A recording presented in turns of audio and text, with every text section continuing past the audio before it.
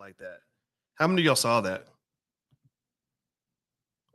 Did y'all see that? Okay. Yeah. So basically the video was and it looks like some of you weren't hearing the audio. So let me know. Give me a yes if you can hear us now. I want to make sure everybody can hear okay. Because Well, it looks like Instagram can hear it. Instagram could hear, and it was YouTube and Facebook they could not hear. Look at you boys, multiple platforms. Yeah, I know, right? You're just a content king. No, I ain't no king of no content. I'm not trying to be the most popular. My goal in life is not to be the most popular person on the internet, because I realize that to be the most popular person on the internet and have the most followers, you got to be a weirdo. You got to be a weirdo or an asshole. And I don't want to be weird, and I don't want to be an asshole. Like, there are people that become popular on the internet by just saying the most idiotic, crazy, outrageous things. It has to be extremes, right? Yeah, I'm a scholar. I'm a scholar, and that means, as a scholar, I got to be a thinker. I can't go out here acting like a clown. Like really, if you want to get a lot of followers on the internet, if you're like a black man who wears a dress, you'll not only get a lot of followers, but you'll have $1 billion in the bank. No disrespect to Tyler Perry, of course. Tyler's cool. But at the same time, Tyler, y'all know that Tyler's $1 billion fortune, that's the house that Madea built. I mean, that's true. And if you told me that you'd give me $1 billion to go put on a dress in 10 straight movies, I don't think I'd want to do it, because the damage that's done in terms of the image of the black man is not healthy. And I think that as black people, I think it's okay for us to say that. It's okay for me to say that and still say that I think that Tyler Perry is a good guy. Like I think he's a good, because I'd met him personally. I talked to him personally. His top guy gave me a 2-hour tour of his studio, and I appreciated that. I thought that was so respectful. But at the same time, I'm not going to sit here and say, that just means everything that you're doing is okay. And Idris Elba has the same position. Idris Elba said that he would be in the movie Daddy's Girls, but he said that he's not really interested in the other content that gets sort of produced out of that space. So I'm not really a fan of that. I believe in restoring the image of the black man. But anyway, with that said, what did you think about that video with that lady? Well, I want to comment on something. Oh, please go ahead. I just want to say, you go hard in the paint with being a scholar. How about that? Let's do that extremely. Okay, right. Okay. So what is all right? So I want to comment to what you're saying. It's like these extremes on the internet. Oh, okay. Talking about how about so as a scholar, I'm like a hardcore scholar. Yeah. Like a gangster scholar. And that's okay. It doesn't, because what you were saying was that, because I called you the content king. You're a content king to me. Oh. Of course. That's so nice. You're that way to me. Thank you. I love you. But I'm not calling you that because of how many followers you have compared to other people, though. I'm just commenting that just based on you. Well, the work that you do. Well, I can't complain. We've got over 500 million views. We have, if you add up our different channels, we have over 1 million subscribers. So somebody likes what we do. And also, I'm really proud of the fact that we built this ourselves. We didn't get corporate sponsorship. It wasn't like Bank of America wrote a big check or some media outlet gave us an instant platform. Like, we had to build this brick by brick. And that's something that I'm proud of, because it lets us be completely independent. Like the other day, I had Professor James Small on with Riza Islam and Maj Touré. And with each of those individual guys, I was able to dissect exactly why got men like that, black men like that, don't get invited on shows. They don't even get invited on the Breakfast Club anymore, because they shut down Charlamagne's ability to do that. Now that you have people like that are basically Democratic Party operatives. What's it, Angela Rye, that really mean lady that I met in Oklahoma, a Roland Martin type of person. But really, it's like there needs to be space for black people who are black first. Maj Touré is Black Guns Matter, so he doesn't fit under a Democrat or Republican umbrella, but he has something important to say. Black people need to at least look into gun ownership. I'm not saying everybody needs to have a gun, but that's something they need to look into. Riza Islam is a smart young brother, and I think that he needs to be heard. He definitely needs to have a louder voice than some of these idiots that they put in mainstream media. Some guy that's hooked on drugs, got 18 babies mamas, and is talking about killing other black people. They'll promote that in a minute, but won't promote intelligent black men. Do y'all think that's an accident? I don't know. Give me a yes or no in the chat. Do you think that that's an accident, or you think it's intentional that they do that? What do you think? Am I getting too militant right now? No, I don't think so. And so I think what's so interesting is that when you first started, especially when you were on CNN and you were doing some of your other stuff, I used to talk to my dad about you a lot. And, I love your dad. Well, let's cheer for your dad. He's not with us anymore. Well, he was a professor just like me. So Yeah. that's why you love me. You don't know that, but subconsciously you love me because your dad and I have the same profession, Yeah. and you have the same profession as my mother. Yeah. So Freud would just have a fun field day It with was a lady us. we talked to today. She said her husband was a cop. Her sister's husband was in the military. I said, I bet your father was a cop or a soldier. And she he was said, both. yeah. She said he was both, right? And her grandfather was. So you date your parents. That's what people. I mean, that's simple. Like you don't even have to have a degree to know that. Well, it's familiar to you. But the one thing that my dad and good I point. would say about you, which I think distinguishes you from other people, is that you don't just deconstruct problems. Like there's so many people that get on the internet and all they do is complain, fight, argue, talk about things. You have solutions. Like you have answers. Like here's the problem, but here's the answer. You can do this. And so we always had conversations about how we like that about you. We're just not just a bunch of hot air on the internet. You said, here's what you need to do, XYZ. Well, you know, my theory, and we are going to talk about this lady who was talking about dating. But this is so interesting. But no, but I love talking about you. I do, you know, I enjoy this conversation. Yeah, we literally just sat down and said, okay, let's test out the equipment, see how everybody's doing. But now I'm really thinking about what you're saying too. And it is one of those things where I think as Black people, because we have so much emotional, you could call it baggage, you know, because of what we've gone through. And we're easily triggered and upset, you know, and so they go hang a noose. They show a picture of a noose and they put it in our locker, and we're like, oh, ain't Lord, nobody hanging. They go kill us, y'all. And ain't nobody hanging from the noose. Didn't nobody die, but you really, you know, like so we're easily triggered. So we're very good. I noticed a long time ago that a lot of Black folks, we are in the habit of just complaining about our problems. We're not really always empowered to believe we can solve that problem. You know, I mean, because remember, complaining about a problem gives you no accountability. You know, just remember that show, State of the Black America? Remember they would have that every once in a while. Talking about Tavis's thing. Yeah. Well, you know what? I'm gonna be careful because I like Tavis, and I think Tavis. I think Tavis thinks I don't like him because I did a harsh video about him way back in 2006. Oh, he still feel it. I bet he's still mad upset at me for it. But I'm gonna tell you this: I like Tavis Smiley. I think that he got wronged by PBS.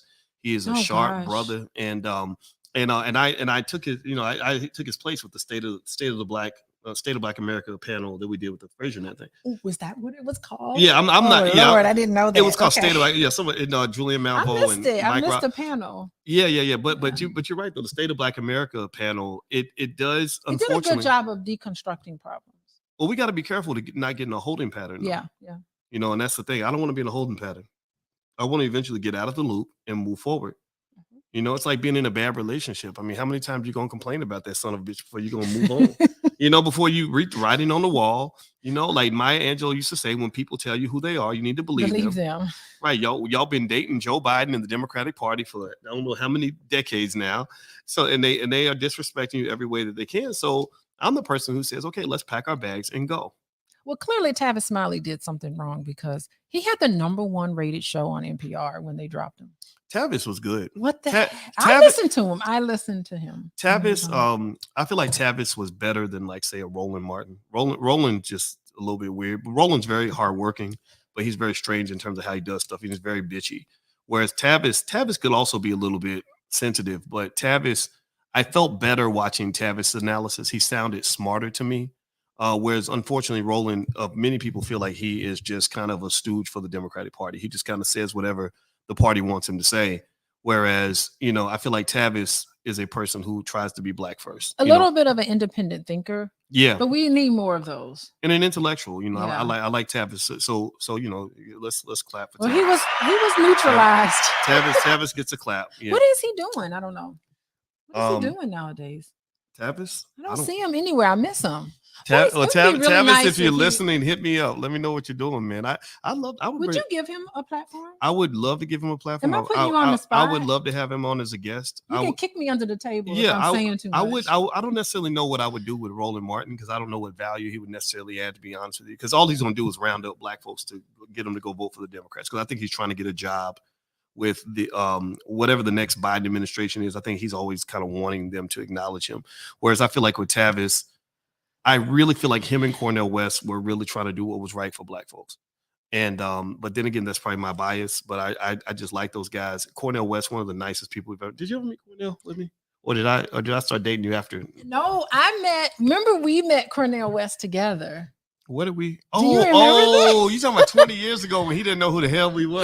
He didn't know who we were. And it was interesting because you came in town and I was like, Cornel West is coming at the University of Chicago when I was a student there. Yeah. And we just walked on campus and we met him and everything. We stood in that long line. We had to stand in a long line. We did. And he totally rushed me along. He sure did. He did not respond to anything that I said. I asked him a really deep question. And he just gave me some generic answer. He's like, "Get the hell up out of here! You got to go." No, but in fairness to him, he had a long line of people. A long line of people. You know what that's like. Yeah. So he only had a couple seconds. He's better than me. I'll get to talking to somebody, and then my security's got to like push me away. I'm the one. Or my wife. I'm the one, and I hate doing that. Okay, Suge Knight. I do feel like Suge Knight. I hate doing that, but people are always like very respectful of me. But I do not like being in that position where I'm saying, okay, you need to wrap this up. Get to the point. And move on. Come on, boys. Other people come on, boys. Come on, boys. Yeah, well, so when I got to know Cornel like directly, like it's funny, I met like Cornel or Julianne Malveaux, people like that. I met them before they knew who I was, but then I met them after they knew who I was. And I found Cornel was just one of the most genuine people ever. Like, he's as far from a capitalist as you can be. He's more Marxist, I would say, but he probably has a more precise way of defining his ideology. But I listen to him because I respect Marxism. Like, if you really study Marxism, they had a lot of good ideas and they had a really valid critique of capitalism. I have the same critique. The problem for Marxism and socialism, all that, to me, is I don't necessarily see a presentable alternative that we can embrace. Like, I think Black folks, I don't think we need to go in acting like money is always evil and that business owners are bad and that that the only thing that matters are labor rights, but not the rights of people that are actually trying to start companies, because I don't think Black folks are built that way. I think Black people need economic power for us to be able to succeed and be free. Yeah, I think whenever you start saying that money is evil, anything that you criticize is going to run from you.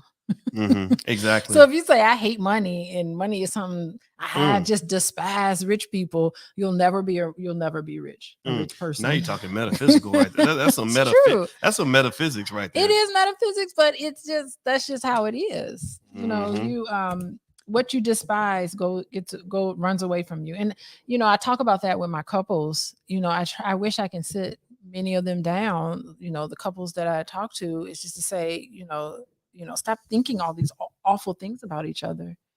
See the glass is half full, change that around to something positive. And it's very difficult to do when you've been living years and years of a lot of resentment. That's so true. Anyway. Well, by the way, let me tell everybody what you're listening to. It probably sounds we need to get to the topic. We really do, but you know what? We have some. Sorry. No, but I enjoy talking to you. It's always interesting. Like, all these people in here, and they're really expecting us to talk about the topic. topic. I think that they're here because they like intelligent conversations. I don't know why y'all here. Y'all tell us why you're here. But anyway, you're listening to Pillow Talk with Dr. Boyce and Dr. Alicia Watkins. My name is Dr. Boyce Watkins, and my wife is Dr. Alicia Watkins. She is a licensed therapist and a full professor of social work, and sees couples and families on a regular basis. I am a finance professor. So if you actually have an interest in things related to love and money, things like that, you can actually go to boyceandalicia.com. We have free stuff. I have a book called Financial Lovemaking that you can have for free at boyceandalicia.com. Also, you can get lots of free stuff from Dr. Alicia on things like financial infidelity, financial trauma, financial anxiety, all these things that we experience as Black people, as well as the issues that affect us in our relationships and our families. So if you could hit the thumbs up button, thumbs up, share, subscribe. My Instagram is The Real Boyce Watkins. Dr. Alicia's site is coachingwithdralicia.com.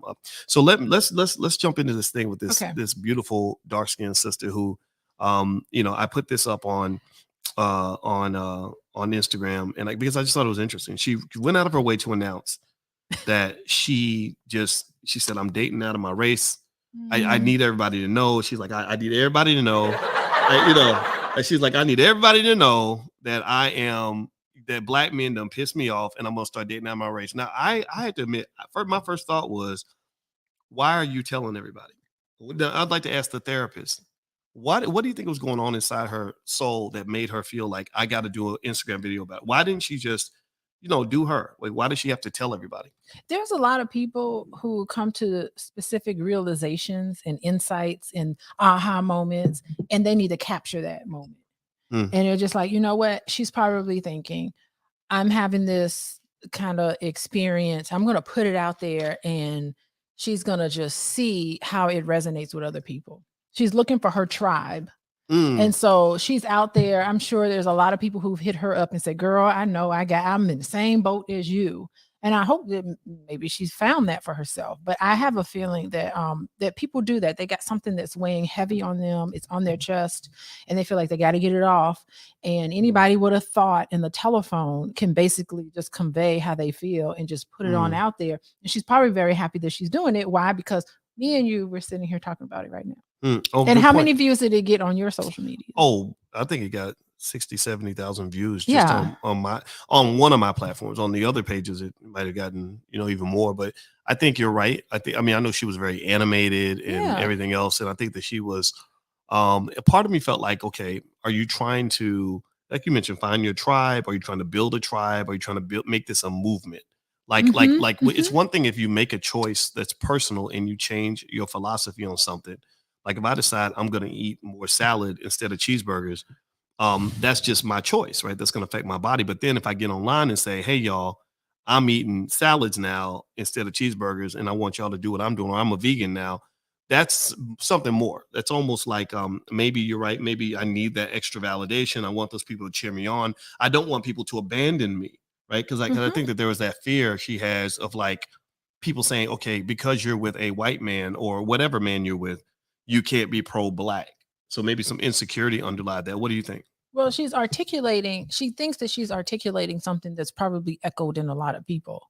So it'd be cool. She may follow up with she done found her a white man. I mean, there are a lot of white men who really love and will date a black woman. Right. There's a ton. But they of all shades. Every time I go to Los Angeles, there is a white man trying to talk to me. Stop. Wait, why are you doing that? Don't be doing that to me. I ain't trying to hear all that.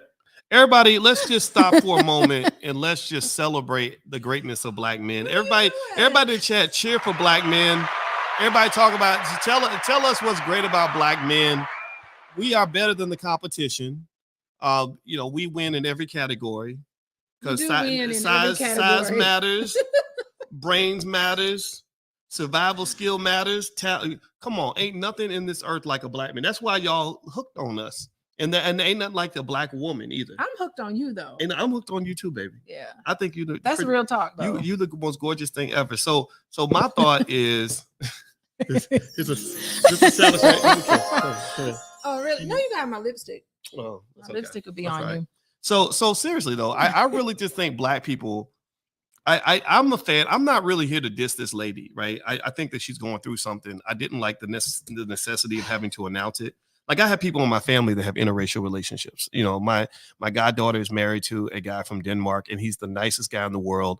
And I want her to be happy. That's it. And I don't choose who who people in my family date. And I never told her like, how dare you? It wasn't like that. It was like, make sure you get a man that treats you well. And I'll be honest, I would rather have my daughter dating a man who's not black, who treats her well, than have her date a black man who treats her like shit. I will say, I'm sorry. I have no respect for a man who, if a man's abusing you or hurting you constantly and all that, I'm sorry. I think that's where, you find you a better black man at the very least. That's my 2 cents. I'm going to say something. I mean, I'm not talking about your goddaughter or anything. All of that aside, I do wonder about the psychology of people who only date outside their race. Like, what's going on? Like, is there some level of self-hatred or is there like some level of compensating for something, that maybe you're looking at, like, just because, there's people in my family who date outside the race. But I do think that some of them, just based on what I know about them, I'd be like, I ain't surprised. Not surprised. Yep. I don't want, Yeah. But I can say that about, my family members.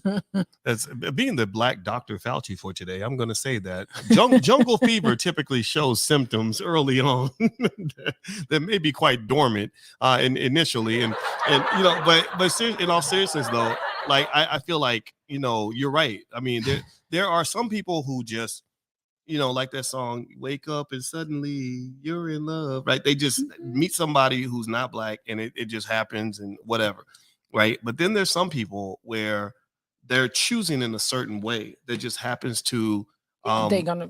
it happens to be almost like a type of systematic racism that they employ in their dating choices. They're internalizing it. Yeah, it's like banks, when banks discriminate against black people and they say, well, we don't even know this race. But then you look at their criteria for how they're deciding who to give loans to. It just happens that the black people all don't qualify, you know? And I think that it's the same way with dating. I mean, I think they haven't come to terms with some things going on within them. Yeah. Right. You know, there's some issues. Yeah. I mean, I think that if you see blackness as a premium, you know, like you had a great black mother or a great black father and you want to replicate that, then you're going to keep seeking that out, right? Like if one black man disappoints you, you're just going to find a black man who doesn't disappoint you. You're not going to say, it's like supporting a black owned business. Like if I fundamentally believe that white businesses are better, then the first time a black owned business upsets me, I'm going to say, see, that's why I buy from white people. You remind me of like Uncle Ruckus was it Uncle Ruckus from the Boondocks? Really? You know what? You're making fun of. Is that his name? How the hell are you gonna call me Uncle Ruckus? No, I didn't say you were. I'm saying that there are some people who just remind me of that. Like what you're saying. What you are saying is reminding me of Uncle Ruckus and some of the things Uncle Ruckus would say in Boondocks. It's hilarious. I wouldn't. I don't. Oh, you're saying I'm reminding you. What you're saying. Oh God. Okay. God. I thought you were saying I sounded. No. I thought you were saying I sound like Uncle Ruckus. No. I was like, damn, that was mean. I get it now. I get it now. I get it now. We do have some Uncle Ruckuses out here, right? and I think I think that here's the thing, right? I think that your choice in terms of what kind of black identity you want to have is certainly up to the individual. Like I used to say, when I would go on this very same platform 8 years ago, I said, look, I don't know if I'm ever going to get married. I'm not going to let anybody make me do it. But if I get married, I'm going to marry a black woman because I would not feel comfortable doing what I do with my white wife sitting next to me. It's no disrespect to anybody. It would just make me feel like I bailed out on the black woman. I felt like it was my job as a black man, if I chose to get married, to keep seeking until I found a black woman that was a good fit for me. Right. And but I think that the calculus is different for women than it is for men, because I think dating for women, especially in your 40s, is or over 35. I think it's a different experience than it is for men. I really believe that. Well, how about the fact that, I mean, we're talking about colorism is really what she's talking about too. That's another. Let's talk about that. Colorism. I don't know. I find issue with people who walk around and say colorism isn't a thing. Like, really? Like, it has to be. How could it not be? Coming from my light-skinned wife. Yeah, I understand, that colorism, it is real. I just know it is based on my own personal experiences. I think if you're lighter, you do get different privileges. Well, and I'm not for it at all. Well, you and I have talked about how our experiences in academia were different, with me being a black man and you being a light-skinned black woman. Yeah. Like your campus doesn't even have a single African-American faculty member on it, a African-American male, right? No. Yeah, they don't even hire any black men, from so it is a different experience. And I think that the colorism piece, here's the thing. I hear what she's saying about the colorism, right? We know it's real. But every black man doesn't think that way. And that lady was not an ugly lady. She was gorgeous. Wasn't she sharp? Right. I would get it. Lady. I would get it if it was like remember what was that lady, Leslie Jones? I'm not making fun of her. I promise I'm not making fun of her. I'm not making fun of Leslie Jones. I'm not. But Leslie, she her and Leslie are in different categories. Let's say for a lot of men, if you ask them, Leslie Jones looks a little masculine. Yeah, Leslie Jones. Maybe we shouldn't talk about Leslie. Maybe I don't know. It's how she. But generally speaking, if she were an average or below average looking woman, I could understand that colorism piece. But she was a gorgeous woman. This lady was beautiful. So to me, I think honestly, I'm sorry. Oh, do you think she's not taking accountability for some things that she's doing to turn men off? I think that maybe she's just saying, "Oh, it's because I'm dark," and maybe that's not it. She said stuff in the video that turned me off. Oh, she turned you off. She said stuff in the video that if I was a man thinking about dating her, I wouldn't do it because one thing. Can you play the video? I can't play the video Oh. now because I don't have it loaded in the system, but it's on Okay. my Instagram. My Instagram is The Real Boyce Watkins. Everybody can watch it there. But there's a point in the video, if you listen carefully, there's a point in the video where she says something like, I teach black men about colorism. I teach black men about this. I teach black men about that. Mm. Don't nobody need nobody who's wagging their finger in your face, constantly teaching you stuff. What are you learning from black men? What are you learning? Like, do you think you know everything? Like, you're always the teacher? Don't nobody, maybe that's what's making you a black man repellent, because nobody wants to hear somebody always up in their face. Well, I educated you on this. I taught you about that. No, so to me, the fact that she was such a pretty lady talking about, I can't get no black man to want to be interested in me, that's just not accurate. I'm sure there's a long list of men who would have a lot of interesting stories to share about why they passed on the opportunity to be with this gorgeous woman. Colorism make that strong to keep a woman that pretty from being single. Yeah, I think when you feel like you need to teach somebody something, it's like you're coming to them as if you're better than them. So maybe she's just looking down on somebody like, I know, but you don't know. It's a little bit insulting. It's like, excuse me, maybe she's read the situation wrong. Yeah. And maybe some of her ideas come from, because I know a lot of women, who as children, things are different now than they were back in the day. But looking at how old she is, I wonder if she was a little girl in grade school and got treated differently, clearly because of her color, which happens a lot, by the way. Yeah, I can see that. So maybe she's just wearing some of that from the past, and how could it not affect how you deal with things now? I don't know how old she is, but I do know there was a time maybe in the 80s. Does anybody old enough to remember, like maybe in the 80s, when they used to openly make fun of dark-skinned people? And they would have your mama jokes about your mama so black that blah blah blah blah blah, that she can't go out at night, or just silly little horrible jokes like that, right? And what I like is that the community kind of grew out of that. Like, we grew out of this terrible language, and if you really go back a couple of generations, I mean, I heard stories from the grandparents and stuff about the privilege of light skin, and how the whiter you are, the better you were treated by society, and the better you felt like you were. And this is not just in the US, this is all around the world. This is part of the reason the Hutus and the Tutsis were slaughtering each other in Rwanda. If you go to India, they have a whole caste system where the darkest people are at the bottom. And this is still true. Like, Barack Obama could not have been president if he were dark, right. sure. Old black Obama, or black Obama, right? Or Obama, Barack Obama. I don't know. I'm trying to make he came across like he didn't come across as very threatening. Yeah, well, he's half white. Yeah, right. Of course, and they didn't let us forget the fact that he was half white. Like, he for sure, he was for sure. I mean, I don't know. I think if Michelle kind of kept him a little black. Well, yeah. Well, I think Michelle saved him. She's a real sister, I think. Well, Michelle's what got him the black vote, because the beginning of Obama's presidency, the biggest problem that they had was that they could not get black people to support him. Black people they were all going to vote for Hillary. And Cornel West told me that they had a meeting in some hotel room with him, Jesse Jackson Jr., David Axelrod, Barack Obama, and somebody else.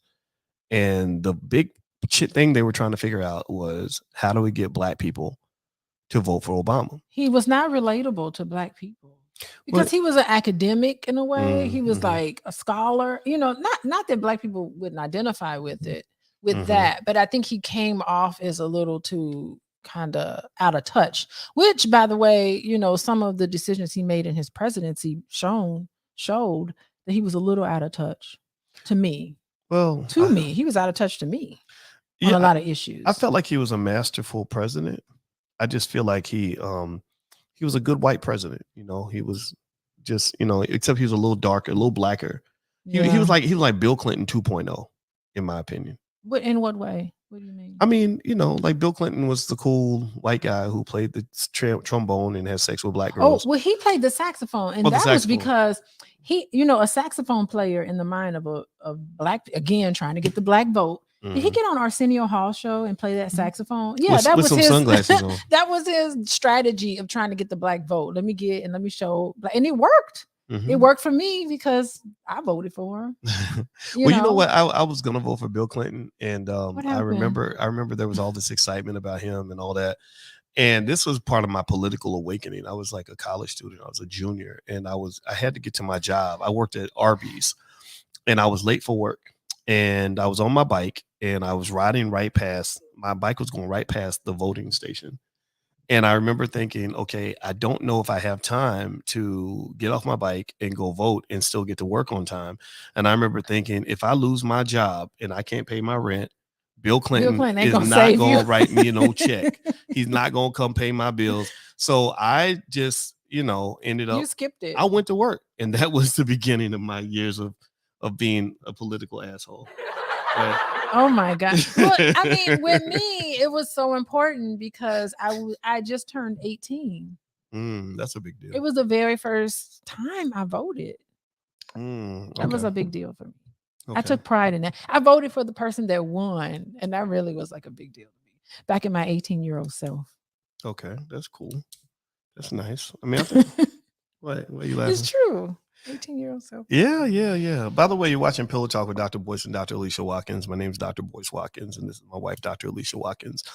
If you'd like to learn more, we love to do things, particularly in love and money categories. That's what our doctorates are in. So if you want to get better in either one of those areas, just go to boyceandalicia.com. We have lots of free stuff and free ebooks and stuff you can download. So feel free to go to boyceandalicia.com. Hit the thumbs up button if you're watching on YouTube or Facebook, and make sure we stay connected. So let's finish up with this. The lady who felt the need to announce that she was going to date outside her race. I felt there was something about the video I didn't feel comfortable with. Oh, what was it? Well, first of all, again, just feeling like you got to announce it. I don't think that's necessary. If you're going to do it, I'm not going to get mad at you. I don't think there's anything wrong with you. I wouldn't do it, but everybody has their own choice. I don't like the narratives that come when it comes from men or women. When you get to the point like, I'm going to make this personal decision to date outside my race because black women don't do blah, or because black men are too blah. Stop that. Stop that generalization. That's the, so the same way, I mean, imagine a black man saying, I date snow bunnies now because, these women out here, blah, blah, blah. And you see a lot of that. You saw a lot of men as well, just like the women, that were not taking accountability. Your relationship situations are not working out. And you're trying to somehow put it all off on the whole other gender instead of taking some accountability for yourself. And I tell everybody in here listening, always be aware of the person who is always the victim. Like, always beware of the person where every story they tell you always ends up it ain't never them. Right. It ain't never you. You couldn't have contributed to that problem. My problem is that I'm just too nice. All these people. And I give away too much. And I be being too nice to these women. And then half of these people, I bet if you talk to them, they'll be like, oh, let me tell you what really happened. They'll be like, what did they tell you? Oh, left out this part. That's what they do. They leave out the part where they're culpable. They twist that story around to make themselves look like the poor little victim in every situation. Yeah, well, I think that what will happen is, like, if you challenge them on that and you say, but wait a minute, but you slapped her, and that's why she left. The person will make a reason why they did what they did. Well, I wouldn't have done it if they had not done this to me. Right. Or you say, no accountability. You went in his bank account and took all his money. You took his kids away. You destroyed this man. Well, I wouldn't have done it if he hadn't done this. I think that there has to be a line. Like, you have to draw a red line on your own behavior. You have to draw a line where, when you get tested, when somebody's engaging in what I call extreme niggatry, just this behavior that's just beneath you, you got to decide, okay, am I going to keep going down in the gutter with you, or am I going to maintain some sort of dignity so I can walk away and at least say that I was a decent person. I didn't need compensation for that. I didn't need you to be nice to me for me to be nice to you. And I think that's a good principle. I mean, sometimes even when Christianity's taught the right way, it teaches that. Now we call that stupid. Oh, you're stupid if you're nice to somebody who's mean to you. You should go slap them. You should get revenge or whatever. But I actually like the concept of forgiveness as long as it's not too costly to do so, right? Well, You can forgive and walk away. Yeah. And I mentioned this, and I just finished, and I'll say with this, and I'd like to hear your thoughts on this. But I can still remember, years ago, being hurt really badly by a woman who did some stuff that I thought was pretty mean, pretty toxic. She was very upset.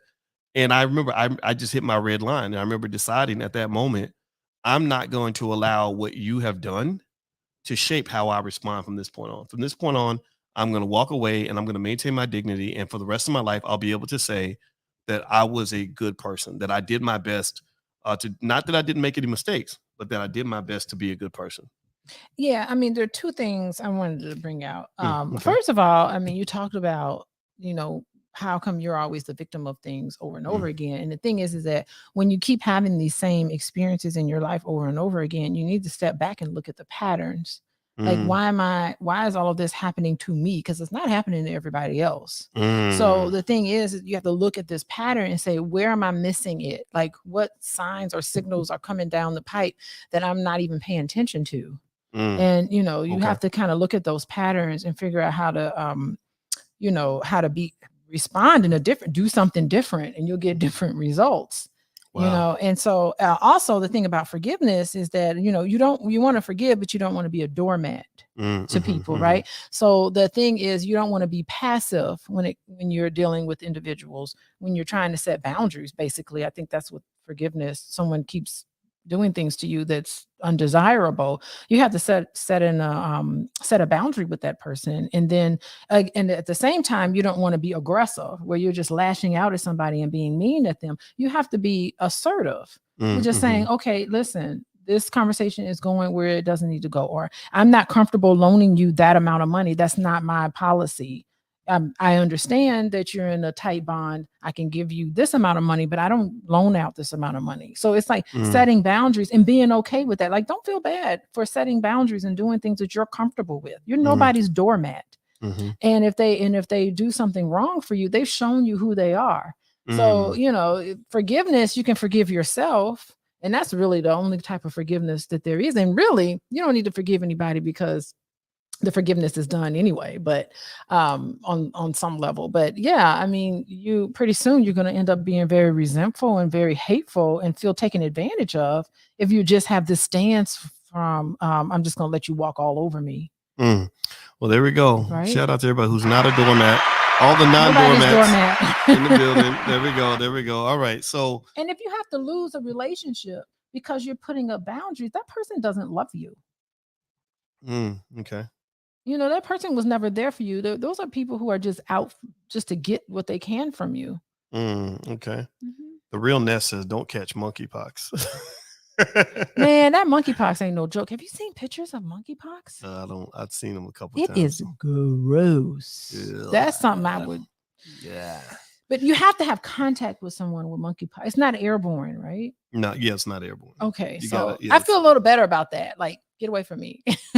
Yeah, it is something. It's like, don't touch me. You could have monkeypox. We live in a crazy world. But you could see like I could see if you had monkeypox and then you just rub your monkeypox on me.